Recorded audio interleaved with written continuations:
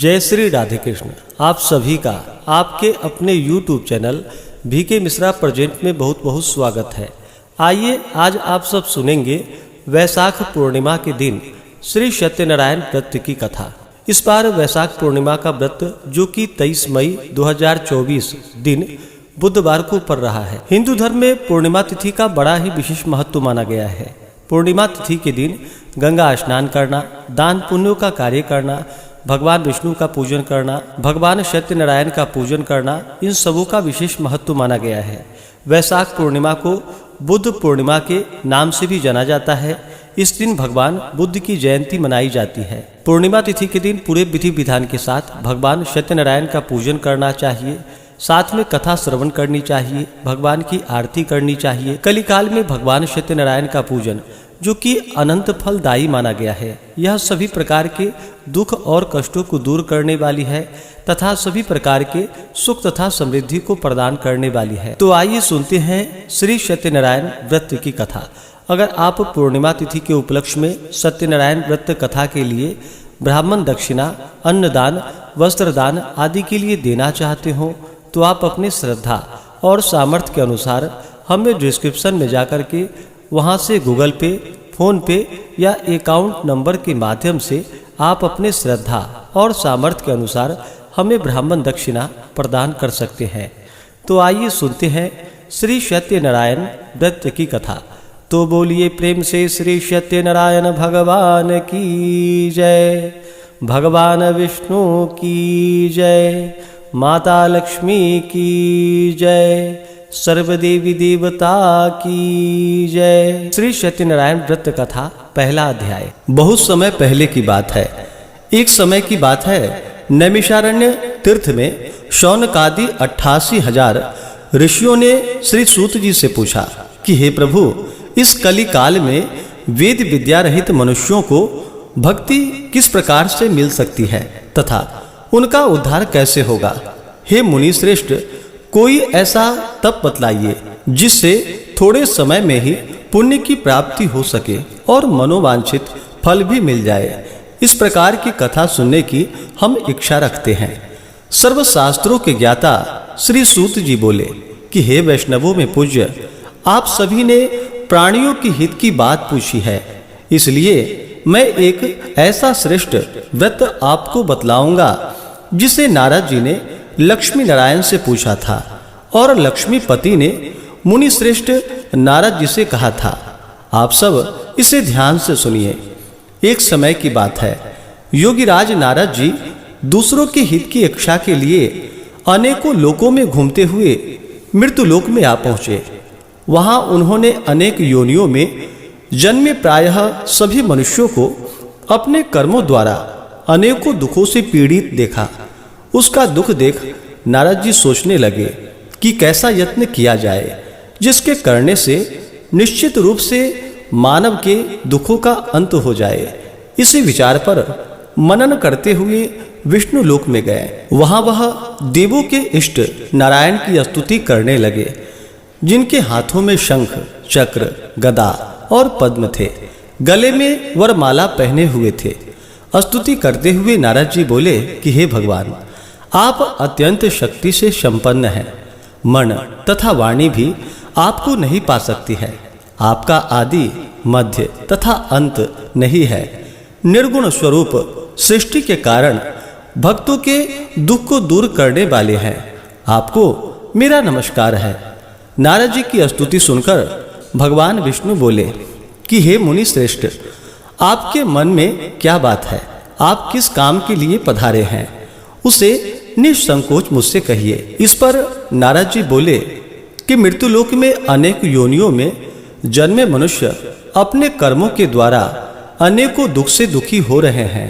हे नाथ, आप मुझ पर दया रखते हैं तो बतलाइए कि वो मनुष्य थोड़े प्रयास से ही अपने दुखों से कैसे छुटकारा पा सकते हैं।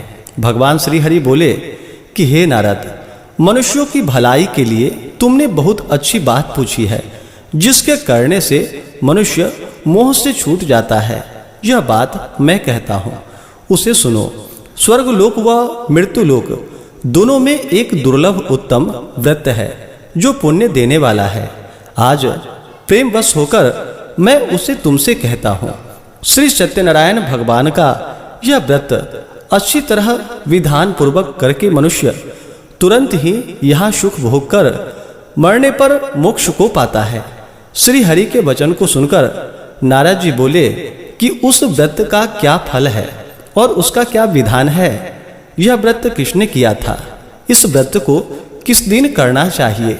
सभी कुछ विस्तार से बतलाइए। नारद जी की बात सुनकर श्री हरि बोले, दुख व शोक को दूर करने वाला यह सभी स्थानों पर विजय दिलाने वाला है। मानव को भक्ति व श्रद्धा के साथ शाम को श्री सत्यनारायण की पूजा धर्म परायण होकर ब्राह्मणों व बंधुओं के साथ करनी चाहिए। भक्ति भाव से ही नैवेद्य, केले का फल, घी, दूध और गेहूं का आटा सवाया ले। गेहूं के स्थान पर साठी का आटा, शक्कर तथा गुड़ लेकर सभी भक्ष्य भोज्य पदार्थों को मिलाकर भगवान को भोग लगाएं। ब्राह्मणों सहित बंधु बांधवों को भी भोजन कराए। इसके बाद स्वयं भोजन करे, भजन कीर्तन के साथ भगवान की भक्ति में लीन हो जाएं। इस तरह से सत्यनारायण भगवान का यह व्रत करने पर मनुष्य की सारी इच्छाएं निश्चित रूप से पूरी होती है। इस कली काल अर्थात कलयुग में मृत्यु लोक में मोक्ष का यह एक सरल उपाय बतलाया गया है। इस प्रकार से श्री सत्यनारायण व्रत कथा में पहले अध्याय की कथा पूर्ण हुई। तो बोलिए प्रेम से श्री सत्यनारायण भगवान की जय।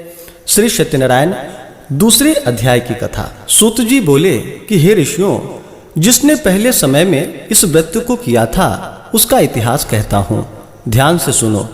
सुंदर काशीपुर नगरी में एक अत्यंत निर्धन ब्राह्मण रहता था। भूख प्यास से परेशान वह धरती पर घूमता रहता था। ब्राह्मणों से प्रेम करने वाले भगवान ने एक दिन ब्राह्मण का वेश धारण कर उसके पास जाकर पूछा कि हे विप्र, नित्य दुखी होकर तुम पृथ्वी पर क्यों घूमते हो? दीन ब्राह्मण बोला, मैं निर्धन ब्राह्मण हूँ, भिक्षा के लिए धरती पर घूमता हूँ। हे भगवान, यदि आप इसका कोई उपाय जानते हो तो बतलाइए। वृद्ध ब्राह्मण कहते हैं कि सत्यनारायण भगवान मनोवांछित फल देने वाले हैं, इसलिए तुम उनका पूजन करो। इसे करने से मनुष्य सभी दुखों से मुक्त हो जाता है। वृद्ध ब्राह्मण बनकर आए सत्यनारायण भगवान उस निर्धन ब्राह्मण को व्रत का सारा विधान बतलाकर अंतर ध्यान हो गए। ब्राह्मण मन ही मन सोचने लगा कि जिस व्रत को वृद्ध ब्राह्मण करने को कह गए हैं मैं उसे जरूर करूंगा। यह निश्चय करने के बाद उसे रात में नींद नहीं आई। वह सवेरे उठकर सत्यनारायण भगवान की व्रत का निश्चय कर भिक्षा के लिए चला गया। उस दिन निर्धन ब्राह्मण को भिक्षा में बहुत धन मिला, जिससे उसने बंधु बांधवों के साथ मिलकर श्री सत्यनारायण भगवान का व्रत संपन्न किया। भगवान सत्यनारायण का व्रत संपन्न करने के बाद वह निर्धन ब्राह्मण सभी दुखों से छूट गया और अनेक प्रकार की संपत्तियों से युक्त हो गया। उसी समय से यह ब्राह्मण हर माह इस व्रत को करने लगा। इस तरह से सत्यनारायण भगवान के व्रत को जो मनुष्य करेगा वह सभी प्रकार के पापों से छूटकर मोक्ष को प्राप्त होगा। जो मनुष्य इस व्रत को करेगा वह भी सभी दुखों से मुक्त हो जाएगा। श्री सूत जी बोले, इस तरह से नारद जी से नारायण जी का यह कहा हुआ श्री सत्यनारायण व्रत को मैंने तुमसे कहा। हे विप्रो, मैं अब और क्या कहूँ? ऋषि बोले कि हे मुनिवर, संसार में उस विप्र से सुनकर और किस किस ने इस व्रत को किया, हम सब इस बात को सुनना चाहते हैं, इसलिए हमारे मन में श्रद्धा का भाव है। सूत जी बोले कि हे मुनियों, जिसने इस व्रत को किया है वह सब सुनो।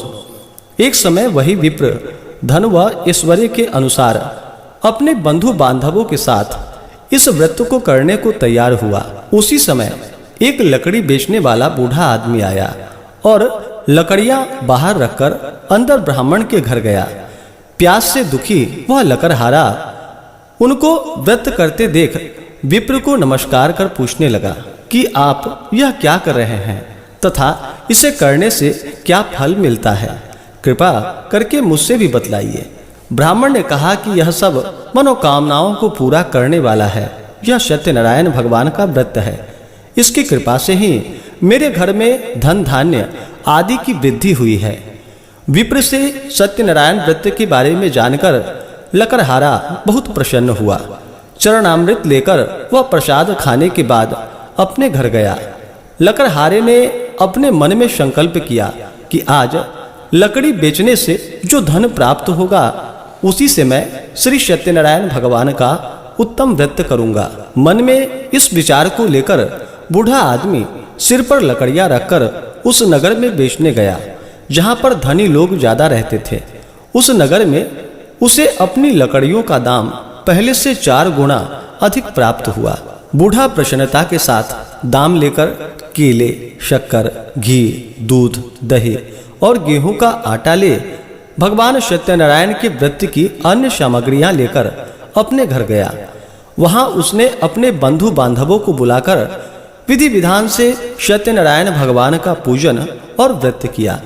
इस व्रत के प्रभाव से वह बूढ़ा लकड़हारा धन, पुत्र आदि से युक्त होकर संसार के समस्त सुख भोग अंतकाल में वैकुंठ धाम को चला गया। इस प्रकार से श्री सत्यनारायण व्रत कथा में दूसरे अध्याय की कथा पूर्ण हुई। तो बोलिए प्रेम से श्री सत्यनारायण भगवान की जय।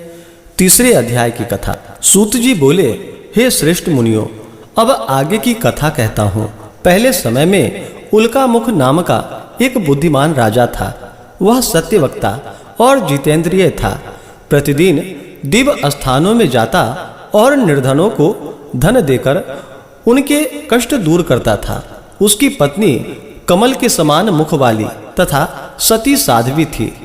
भद्रशिला नदी के तट पर उन दोनों ने श्री सत्यनारायण भगवान का व्रत किया। उसी समय साधु नाम का एक वैश्य आया। उसके पास व्यापार करने के लिए बहुत सा धन भी था। राजा को व्रत करते देखकर वह विनय के साथ पूछने लगा, हे राजन, भक्ति भाव से पूर्ण होकर आप यह क्या कर रहे हैं? मैं सुनने की इच्छा रखता हूँ, आप मुझे बतलाइए। राजा बोला कि हे साधु, अपने बंधु बांधवों के साथ पुत्रादि की प्राप्ति के लिए एक महाशक्तिमान श्री सत्यनारायण भगवान का व्रत व पूजन कर रहा हूँ। राजा के वचन सुनकर साधु आदर से बोले कि हे राजन, मुझे इस व्रत का सारा विधान कहिए। आपके कथानुसार मैं भी इस व्रत को करूँगा। मेरी भी संतान नहीं है और इस व्रत को करने से निश्चित रूप से मुझे संतान की प्राप्ति होगी। राजा से व्रत का सारा विधान सुनकर व्यापार से निवृत्त हो वह अपने घर गया। साधु वैश्य ने अपनी पत्नी को संतान देने वाले इस व्रत का वर्णन कह सुनाया और कहा कि जब मेरी संतान होंगी तब मैं इस व्रत को करूंगा। साधु ने इस तरह के वचन अपनी पत्नी लीलावती से कहे। एक दिन लीलावती पति के साथ आनंदित हो सांसारिक धर्म में प्रवृत्त होकर सत्यनारायण भगवान की कृपा से गर्भवती हो गई। 10वें महीने में उसके गर्भ से एक सुंदर कन्या ने जन्म लिया। दिनों दिन वह ऐसे बढ़ने लगी जैसे कि शुक्ल पक्ष का चंद्रमा बढ़ता है। माता पिता ने अपनी कन्या का नाम कलावती रखा। एक दिन लीलावती ने मीठे शब्दों में अपने पति को याद दिलाया कि आपने सत्यनारायण भगवान के जिस व्रत को करने का संकल्प लिया था उसे करने का समय आ गया है। आप इस व्रत को करिए। साधु बोला कि हे प्रिय, इस व्रत को मैं उसके विवाह पर करूंगा। इस प्रकार अपनी पत्नी को आश्वासन देकर वह नगर को चले गए। कलावती पिता के घर में रहकर वृद्धि को प्राप्त हुई और बढ़ने लगी। साधु ने एक बार नगर में अपनी कन्या को सखियों के साथ देखा तो तुरंत ही दूत को बुलाकर कहा कि मेरी कन्या के योग्य वर देखकर आओ। साधु की बात सुनकर दूत कंचन नगर में पहुंचा और वहां देखभाल कर लड़की के सुयोग्य वणिक पुत्र को ले आया। सुयोग्य लड़के को देख साधु ने बंधु बांधवों को बुलाकर अपनी पुत्री का विवाह कर दिया। लेकिन दुर्भाग्य की बात यह थी कि साधु ने अभी भी श्री सत्यनारायण भगवान का व्रत नहीं किया। इस पर श्री सत्यनारायण क्रोधित हो गए और श्राप दे दिया कि साधु को अत्यधिक दुख की प्राप्ति हो। अपने कार्यों में कुशल साधु बनिया जमाई को लेकर समुद्र के पास स्थित होकर रत्नसारपुर नगर में गया। वहां जाकर दामाद ससुर दोनों मिलकर चंद्रकेतु राजा के नगर में व्यापार करने लगे। एक दिन भगवान सत्यनारायण की माया से एक चोर राजा का धन चुराकर भाग रहा था। उसने राजा के सिपाहियों को अपना पीछा करते देख चुराया हुआ धन वहां रख दिया जहां साधु अपने जमाई के साथ ठहरा हुआ था। राजा के सिपाहियों ने साधु वैश्य के पास राजा का धन पड़ा देखा तो वह ससुर जमाई दोनों को बांधकर प्रसन्नता से राजा के पास ले गया और कहा कि उन दोनों चोरों को हम पकड़ लाए हैं, आप आगे की कार्रवाई कीजिए। राजा की आज्ञा से उन दोनों को कठिन कारावास में डाल दिया गया और उसका सारा धन भी उसने छीन लिया। श्री सत्यनारायण भगवान के श्राप से साधु की पत्नी भी बहुत दुखी हुई। घर में जो धन रखा था उसे चोर चुरा कर ले गए। शारीरिक तथा मानसिक पीड़ा व भूख प्यास से अति दुखित हो अन्न की चिंता में कलावती एक ब्राह्मण के घर आई। वहां उसने श्री सत्यनारायण भगवान का व्रत होते देखा, फिर कथा भी सुनी। वह प्रसाद ग्रहण कर रात को घर वापस आई। माता ने कलावती से पूछा कि हे पुत्री, अब तक तुम कहाँ थी, तेरे मन में क्या है? कलावती ने अपनी माता से कहा कि हे माता, मैंने एक ब्राह्मण के घर में श्री सत्यनारायण भगवान का व्रत देखा है। कन्या के वचन सुन लीलावती भगवान के पूजन के लिए तैयारी करने लगी। लीलावती ने परिवार व बंधुओं सहित सत्यनारायण भगवान का पूजन किया और उसने वर मांगा कि मेरे पति तथा जमाई शीघ्र घर आ जाएं। साथ ही यह भी प्रार्थना की कि हम सबका अपराध क्षमा करे। श्री सत्यनारायण भगवान इस व्रत से संतुष्ट हो गए और राजा चंद्रकेतु को सपने में दर्शन देकर कहा कि हे राजन, तुम उन दोनों वैश्यों को छोड़ दो और तुमने इनका जो धन लिया है उसे भी वापस कर दो। अगर ऐसा नहीं किया तो मैं तुम्हारा धन, राज्य व संतान सभी को नष्ट कर दूंगा। राजा को यह सब कहकर वह अंतर ध्यान हो गए। प्रातः काल सभा में राजा ने अपना सपना सुनाया, फिर बोला कि बणिक पुत्रों को कैद से मुक्त कर सभा में लाओ। दोनों ने आते ही राजा को प्रणाम किया। राजा मीठी वाणी में बोला कि हे महानुभावों, भाग्यवश ऐसा कठिन दुख तुम्हें प्राप्त हुआ है, लेकिन अब तुम्हें कोई भय नहीं है। ऐसा कहकर राजा ने उन दोनों को नए वस्त्राभूषण पहनाए और जितना धन लिया था उसका दुना धन वापस कर दिया। दोनों वैश्य अपने घर को चल दिए। इस प्रकार से श्री सत्यनारायण व्रत कथा में तीसरे अध्याय की कथा पूर्ण हुई। तो बोलिए प्रेम से श्री सत्यनारायण भगवान की जय। श्री सत्यनारायण चौथे अध्याय की कथा। सूत जी बोले, वैश्य ने मंगलाचार कर अपनी यात्रा आरंभ की और अपने नगर की ओर चल दिए। उनके थोड़ी दूर जाने पर एक दंडी वेशधारी श्री सत्यनारायण ने उनसे पूछा कि हे साधु, तेरी नाव में क्या है? अभिमानी वणिक हंसता हुआ बोला कि हे दंडी, आप क्यों पूछते हो? क्या धन लेने की इच्छा है? मेरी नाव में तो बेल व पत्ते भरे पड़े हैं। वैश्य के कठोर वचन सुनकर भगवान बोले, तुम्हारा वचन सत्य हो। दंडी ऐसा वचन कहकर वहां से दूर चले गए। कुछ दूर जाकर समुद्र के किनारे बैठ गए।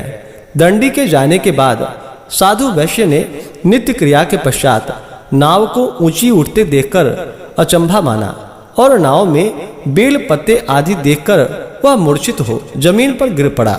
मूर्छा खुलने पर वह अत्यंत शोक में डूब गया।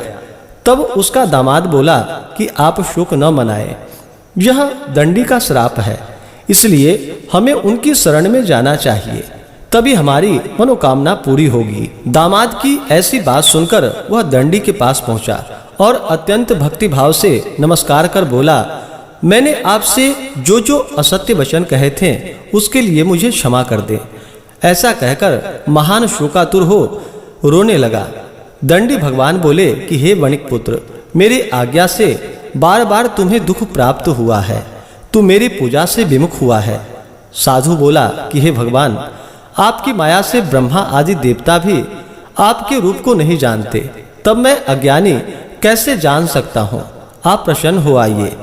अब मैं सामर्थ्य के अनुसार आपकी पूजा करूँगा, मेरी रक्षा करो और पहले के समान मेरी नौका में धन भर दो। साधु वैश्य के भक्ति पूर्वक वचन को सुनकर भगवान प्रसन्न हो गए और उसके इच्छानुसार वरदान देकर अंतर ध्यान हो गए। ससुर जमाई जब नाव पर आए तो नाव धन से भरी हुई देखे। फिर वह अपने अन्य साथियों के साथ सत्यनारायण भगवान का पूजन कर अपने नगर को चल पड़े। जब नगर के नजदीक पहुंचे तो दूत को घर पर खबर करने के लिए भेज दिया। दूत साधु की पत्नी को प्रणाम कर कहता है कि मालिक अपने दामाद सहित नगर के निकट आ गए हैं। दूत की बात सुनकर साधु की पत्नी लीलावती ने बड़े हर्ष के साथ सत्यनारायण भगवान का पूजन कर अपनी पुत्री कलावती से कहा कि मैं अपने पति के दर्शन को जाती हूँ, तू कार्य पूर्ण कर शीघ्र ही आ जाना। माता के ऐसे वचन सुनकर कलावती जल्दी में प्रसाद छोड़ अपने पति के पास चली गई। प्रसाद की अवज्ञा के कारण श्री सत्यनारायण भगवान रुष्ट हो गए और नाव सहित उसके पति को पानी में डुबो दिया। कलावती अपने पति को वहां न पाकर रोती हुई जमीन पर गिर गई। नौका को डूबा हुआ देखकर वह कन्या को रोता देखकर साधु दुखी होकर बोला कि हे प्रभु, मुझसे तथा मेरे परिवार से जो भूल हुई है उसे आप क्षमा करें।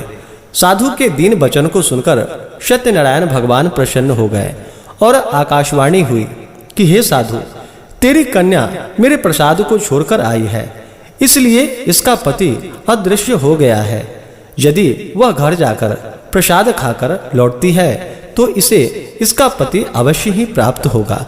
ऐसी आकाशवाणी को सुनकर कलावती घर पहुंचकर प्रसाद खाती है और फिर आकर अपने पति के दर्शन करती है। इसके बाद साधु अपने बंधु बांधवों सहित श्री सत्यनारायण भगवान का विधि विधान से पूजन करता है। इस लोक का सुख भोग वह अंत में स्वर्ग को प्राप्त होता है। इस प्रकार से श्री सत्यनारायण व्रत कथा में चौथे अध्याय की कथा पूर्ण हुई।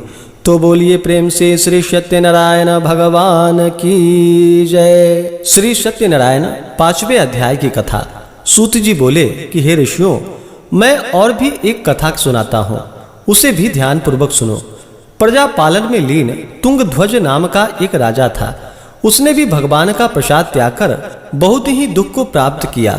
एक बार वन में जाकर वन्य पशुओं को मारकर वह बड़ के पेड़ के नीचे आया। वहां उसने ग्वालों को भक्ति भाव से अपने बंधुओं सहित सत्यनारायण भगवान का पूजन करते देखा।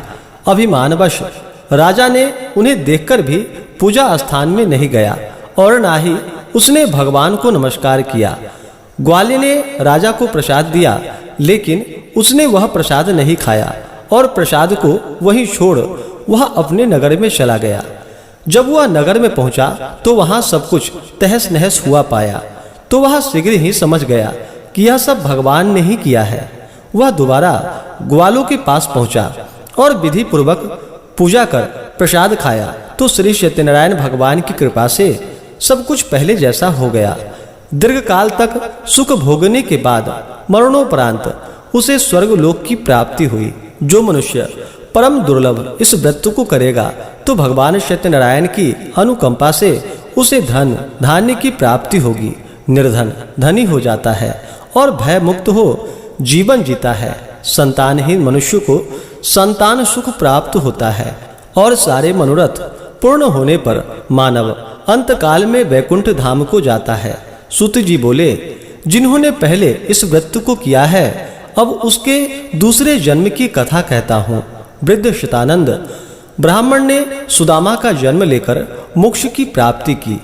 लकड़हारे ने अगले जन्म में निषाद बनकर मोक्ष प्राप्त किया। उल्कामुख नाम का राजा दशरथ होकर वैकुंठ को गए। साधु नाम के वैश्य ने मोर ध्वज बनकर अपने पुत्र को आरे से चीरकर मोक्ष पाया। महाराज तुंगध्वज ने स्वयंभू होकर भगवान में भक्ति युक्त हो कर्म कर मोक्ष को पाया। इस प्रकार से जो भी सच्ची श्रद्धा के साथ भगवान सत्यनारायण का पूजन करते हैं, कथा सुनते हैं, इससे भगवान सत्यनारायण प्रसन्न होकर के अपने भक्तों के सभी प्रकार के पापों को नष्ट कर देते हैं, दुख और कष्टों को दूर करते हैं तथा सुख और समृद्धि का आशीर्वाद प्रदान करते हैं। इस प्रकार से श्री सत्यनारायण व्रत कथा में 5वें अध्याय की कथा पूर्ण हुई।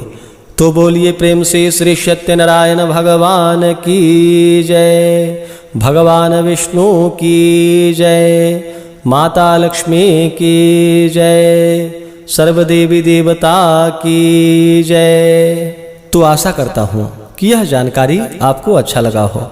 इसी प्रकार से व्रत पूजा के बारे में जानने के लिए, कथा को सुनने के लिए चैनल पे अगर आप पहली बार आए हैं तो चैनल को लाल बटन दबा करके सब्सक्राइब करें, साथ में बेल आइकन घंटी को दबाएं ताकि आने वाली वीडियो का नोटिफिकेशन आपको समय से मिलता रहे। वीडियो को लाइक करें, शेयर करें। सुखी रहें और स्वस्थ रहें। जय श्री राधे कृष्ण।